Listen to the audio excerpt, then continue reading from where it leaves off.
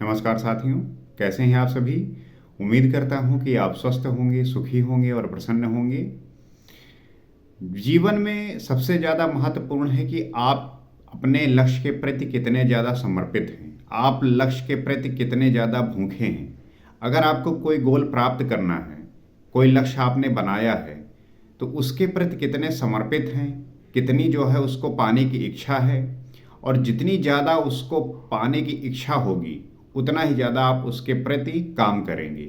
क्योंकि अगर आप ये सोचेंगे कि ठीक है, हो जाएगा आराम से करते करते, सो अगर आप ऐसे लेके चलेंगे तो जो आपका लक्ष्य है वो आपसे दूर होता जाएगा और उसमें जो है समय बहुत लगेगा। तो अगर आपने लक्ष्य बना रखा है और उसके प्रति आपको यह है कि मुझे ये प्राप्त करना है, तो उसे प्राप्त करने के लिए आपके अंदर कितनी इच्छा शक्ति है, ये ज़्यादा महत्वपूर्ण रखती है। तो जैसे बहुत सारे व्यक्ति कहेंगे कि परिश्रम तो हम भी कर रहे हैं, मेहनत तो हम भी कर रहे हैं, लेकिन मुझे वो परिणाम नहीं प्राप्त हो रहा है। अगर आपको वो परिणाम नहीं प्राप्त हो रहा है, इसका मतलब है कि आप अपने लक्ष्य के प्रति उतने ज़्यादा हंग्री नहीं हैं, भूखे नहीं हैं। क्योंकि जब कोई व्यक्ति भूखा होता है और उसके सामने जब आप भोजन रखिए तो देखिए वो कितनी जल्दी जल्दी खाता है। और अगर कोई व्यक्ति संतुष्ट है तो जब उसके सामने भोजन दोगे तो वो बड़े आराम से खाएगा। तो आप अपने लक्ष्य के प्रति कितने भूखे हैं, आप अपने गोल के प्रति कितने ज़्यादा उत्कंठित हैं उसे प्राप्त करने के लिए, ये जो है आवश्यक हो जाता है। तो हमें अपने लक्ष्य के प्रति, अपने गोल को साधते रहे हुए उसके प्रति पूरी समर्पणता के साथ हमें चलना चाहिए और उसे प्राप्त करने की कोशिश करना चाहिए। तो जैसा कि हम श्री रामचरितमानस का पाठ कर रहे हैं, राम के चरित्र का गुणगान कर रहे हैं, गोस्वामी तुलसीदास जी अपने ज्ञान के माध्यम से हमें वो बता रहे हैं, सिखा रहे हैं, जिसका अमृत पान कर कर हमारा जीवन जो है सुखी और संपन्न हो सकता है। तो आइए समझने का प्रयास करते हैं और जानते हैं कि गोस्वामी तुलसीदास जी क्या बता रहे हैं, क्या समझा रहे हैं। वो कहते हैं, राम भगत भूषित जिय जानी, सुनहि सुजन सराहि सुबानी, कभी न होऊ नहीं बचन प्रभुनु, सकल कला सब विद्याहीनु। वो कहते हैं, सज्जनगण इस कथा को अपने जी में श्री राम जी की भक्ति से भूषित जानकर सुंदर वाणी से सराहना करते हुए सुनेंगे। तो गोस्वामी तुलसीदास जी लिखते हैं कि जो सज्जनगण हैं वो इस कथा को राम जी की भक्ति से भूषित जानकर सुंदर वाणी से जो है सराहना करेंगे। मैं ना तो कवि हूँ, न वाक्य रचना में ही कुशल हूँ, मैं तो सब कलाओं तथा सब विद्याओं से रहित हूँ। गोस्वामी तुलसीदास जी की उदारता देखिए कि उन्होंने इतने बड़े ग्रंथ को रच दिया और वो ये कह रहे हैं कि मैं तो ना कोई कवि हूँ, न जो है वाक्य रचना में कुशल हूँ, और मैं तो सब कलाओं तथा सब विद्याओं से रहित हूँ। इतने बड़े विद्वान, इतने बड़े ज्ञानी होने के बावजूद भी वो अपने आप को विद्याओं से रहित कह रहे हैं, कलाओं से रहित कह रहे हैं। और यहाँ व्यक्ति के पास थोड़ी भी विद्या आ जाती है, कोई डिग्री प्राप्त कर लेता है, तो उसके समान कोई होता ही नहीं। वो ऐसे चौड़ा चाती फुलाए चलता रहता है, ऐसे टंगे जाएंगे। तो जो व्यक्ति के पास जितनी बुद्धि होती है, जितना ज़्यादा उसके पास ज्ञान होता है, वो उतना ही हम्बल और उदार होता चला जाता है। आपने एक कहावत सुनी होगी कि अधजल गगरी छलकत जाए। जिसके पास कम ज्ञान होता है वो अपने ज्ञान को जो है ज़्यादा प्रदर्शित करने की कोशिश करता है। लेकिन गोस्वामी तुलसीदास जी की उदारता देखिए, वो कह रहे हैं कि मैं तो ना कवि हूँ, ना वाक्य रचना में कुशल हूँ, और ना तो सब कलाओं तथा सब विद्याओं से जो है मैं रहित हूँ। इसके बावजूद भी उन्होंने कितनी बड़े ग्रंथ की रचना कर दी। तो ये होता है एक ज्ञानी होने का गुण।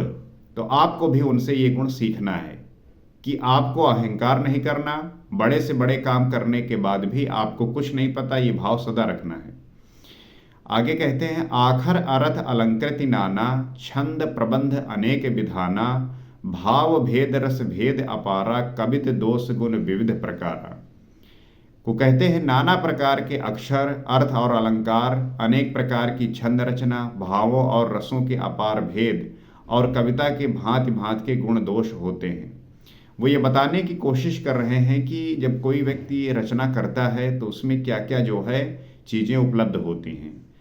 तो अक्षर होते हैं, अर्थ होता है, अलंकार होता है, अनेक प्रकार की छंद रचना होती है, भाव होता है, रसों के अपार भेद होते हैं और कविता के भांति भांति गुण दोष होते हैं।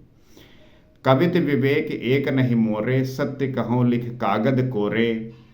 ये आपने बहुत सुना होगा ये चौपाई। तात्पर्य क्या है कि इनमें से काव्य संबंधी एक भी बात का ज्ञान मुझ में नहीं है, ये मैं कोरे कागज पर लिखकर शपथ पूर्वक सत्य सत्य कहता हूँ। गोस्वामी तुलसीदास जी की उदारता इन सब चौपाइयों से आप समझ सकते हैं। वो कह रहे हैं कि काव्य संबंधी एक भी बात का जो है ज्ञान मुझ में नहीं है, ये मैं कोरे कागज पर लिख के सत्य सत्य कहता हूँ। गोस्वामी तुलसीदास जी कह रहे हैं कि मुझे जो है काव्य संबंधी एक भी बात का जो है ज्ञान नहीं है। और यहाँ व्यक्ति अगर एक कविता भी लिख ले, एक शायरी भी लिख दे, तो उससे बड़ा ना कोई कवि है और ना ही उससे बड़ा कोई शायर है। वो अपने जो है इंस्टाग्राम और फेसबुक के बायो में लिखता है कि वो शायर है, वो कवि है। तो ऐसे ऐसे जो है लोग करते हैं, तुच्छ काम करते हैं। तो ये आप चौपाई कई बार सुना होगा कि कवि विवेक नहीं एक कवि कवित विवेक एक नहीं मोरे, सत्य कहूँ लिख कागद कोरे। आगे कहते हैं भनिति मोर सब गुण रहित, विश्व विदित गुण एक, सो विचार सुनि है सुमति, जिनके विमल विवेक। तो मेरी रचना सब गुणों से रहित है, इसमें बस जगत प्रसिद्ध एक गुण है, उसे विचार कर अच्छी बुद्धि वाले व्यक्ति जिनके निर्मल ज्ञान है इसको सुनेंगे। वो यही कहते हैं कि मेरे गुणों में, मेरी रचना में कोई भी गुण नहीं है, गुणों से रहित है, इसमें बस जगत प्रसिद्ध एक ही गुण है कि मैंने जो है श्री राम के चरित्र को उतारने का प्रयास किया है। और जो अच्छी बुद्धि वाले हैं, जो निर्मल ज्ञान वाले हैं, वो जो है इनको सुनेंगे, क्योंकि वो भाव देखेंगे। जब आपका भाव जो है शुद्ध होता है, निर्मल होता है, तब उसकी जो है समझने वाले और जानने वाले लोग उसका आदर करते हैं, सत्कार करते हैं। तो आगे कहते हैं एहिमा रघुपति नाम उदारा, अति पावन पुराण श्रुत सारा, और मंगल भवन अमंगल हारी, उमा सहित जहि जपत पुरारी। इसमें श्री रघुनाथ जी का उदार नाम है जो अत्यंत पवित्र है, वेद पुराणों का सार है, कल्याणों का भवन है। तो इस ग्रंथ में जो है वो ये है कि श्री रघुनाथ जी का उदार नाम है जो अत्यंत पवित्र है, वेद पुराणों का जो है सार है, कल्याण का भवन है और अमंगलों को हरने वाला है, जिसे पार्वती जी सहित भगवान शिव जी सदा जपा करते हैं। तो इस ग्रंथ में श्री रघुनाथ जी का नाम है जो अत्यंत पवित्र है, और इस ग्रंथ में वेद पुराणों का सार है। अगर आप इस ग्रंथ का नित्य पाठ करते हैं, इसको जो है आप नित्य इसका ध्यान करते हैं, तो इसमें वेद और पुराणों का पूरा सार है। जो उसमें लिखा हुआ है वो जानकारी आप इसके माध्यम से भी जान सकते हैं, वो बातें सीख सकते हैं। तो आप इस ग्रंथ का अवश्य जो है पाठ करिए और नित्य जो है इसमें अपने स्मृति को लगाइए, अपने ध्यान को लगाइए, क्योंकि ये कल्याण का भवन है और अमंगलों को हरने वाला है, जिसे पार्वती सहित भगवान शंकर भी सदा जपा करते हैं। भनिति विचित्र सुकविकृत जो, राम नाम बिन सोह न सोऊ, विध बदनी सब भांति समारी, सोह न बसन बिना बरनारी। जो अच्छे कवि के द्वारा रची हुई बड़ी अनूठी कविता है, वो भी राम नाम के बिना शोभा नहीं पाती। भले ही कितने अच्छे कवि हों जिन्होंने बड़ी अच्छी रचना की हुई है, बड़ी अनूठी कविता लिखी हो, लेकिन अगर उसमें राम नाम की शोभा नहीं है तो वो जो है वो उत्कृष्टता नहीं प्राप्त करती, वो शोभा नहीं पाती। तो राम के नाम का होना आवश्यक होता है, वो भक्ति का होना आवश्यक होता है, वो भाव का होना आवश्यक होता है। जैसे चंद्रमा के समान मुख वाली सुंदर स्त्री सब प्रकार से सुसज्जित होकर भी वस्त्र के बिना शोभा नहीं देती। जैसे एक स्त्री भले ही जो है वो उसका जो मुख है वो चंद्रमा के समान हो, बड़ी सुंदर स्त्री हो, लेकिन अगर वो सब प्रकार से सुसज्जित होने पर भी वस्त्र के बिना वो शोभा नहीं देती। तो गोस्वामी तुलसीदास जी उदाहरण देते हुए इस बात को प्रस्तुत कर रहे हैं ताकि आप इन बातों को ध्यानपूर्वक समझ पाए। और जब आप समझ आपकी विकसित हो जाएगी, विवेक विकसित हो जाएगा, तब जो है आप इनविंसिबल हो जाएंगे। आप जो है इस दुनिया में सही निर्णय लेने की आपके अंदर वो क्षमता विकसित हो जाएगी। तो आगे कहते हैं, सब गुण रहित कुकविकृत बानी, राम नाम जस अंकित जानी, सादर कहीं सुनहि बुध ताही, मधुकर सरिस संत गुणग्राही। इसके विपरीत कुकवि की रची हुई सब गुणों से रहित कविता को भी राम के नाम एवं यश से अंकित जानकर बुद्धिमान लोग आदर पूर्वक कहते हैं और सुनते हैं, क्योंकि संतजन भौरों की भांति गुण को ही ग्रहण करने वाले होते हैं। लेकिन जिनकी मान लीजिए बुद्धि कुकवि हैं, जो उनकी भी रची हुई जो गुणों से रहित कविता को भी अगर उनका उसमें राम का नाम लग जाए और यश से अंकित जाना जाए, तो वो जो है बुद्धिमान लोग उसका आदर पूर्वक कहते हैं और सुनते हैं, क्योंकि संत जन ऐसे होते हैं जो भंवरों की भांति गुण को ही ग्रहण कर लेते हैं। तो हमें इस प्रवृत्ति का बनना है कि कोई भी व्यक्ति कैसा भी हो, हमें उसके गुणों को ग्रहण कर लेना है, और यही जो है आपको आपके जीवन में आगे बढ़ाएगा और आपके पर्सनालिटी को भी इन्हेंस करेगा। क्योंकि हर एक व्यक्ति को सदैव इस बात का ध्यान रखना चाहिए कि वो नित्य अपने आप को थोड़ा थोड़ा इंप्रूव करे, अपने को जो है थोड़ा थोड़ा इस तरीके से बनाए कि वो जीवन में सफल हो सके। आगे कहते हैं, जदपि कवित रस एकौ नाही, राम प्रताप प्रगट एहि माही, सोई भरोस मोरे मन आवा, कहीं न सुसंग बड़प्पन पावा। कहते हैं, यद्यपि मेरी इस रचना में कविता का एक भी रस नहीं है, तथापि इसमें श्री राम जी का प्रताप प्रकट है। मेरे मन में यही एक भरोसा है, भले संग से भला किसने बड़प्पन नहीं पाया। तो गोस्वामी तुलसीदास जी यही लिखते हैं कि रचना में कविता का एक भी रस नहीं है, तथापि इसमें श्री राम जी का प्रताप प्रकट है। मेरे मन में यही एक भरोसा है, भले संग से भला किसने बड़प्पन नहीं पाया। वो यही कहते हैं कि मेरा जो भाव है ये यही है कि इसमें राम जी का प्रताप है, उनके चरित्र का मैंने गुणगान किया है, भले ही मेरी जो है इस रचना में कोई भी कविता का रस ना हो, लेकिन राम का प्रताप और राम के चरित्र का जो है मैंने गुणगान किया है। घूमौ तजई सहज करुआई, अगर प्रसंग सुगंध बसाई, भनति भदेश वस्तु भली वरणी, राम कथा जग मंगल करनी। धुआं भी अगर के संग से सुगंधित होकर अपने स्वाभाविक कड़वेपन को छोड़ देता है। जैसे धुआं भी अगर वो अगर के संग से सुगंधित हो जाता है, वो अपना स्वाभाविक जो कड़वापन है वो भी छोड़ देता है। मेरी कविता अवश्य भद्दी है, परंतु इसमें जगत का कल्याण करने वाली राम कथा रूपी उत्तम वस्तु का वर्णन किया गया है। तो गोस्वामी तुलसीदास जी कहते हैं, मैंने भले ही मेरी कविता जो है अवश्य भद्दी है, परंतु इसमें जगत का कल्याण करने वाली राम कथा है, उत्तम वस्तु का जो है वर्णन किया गया है।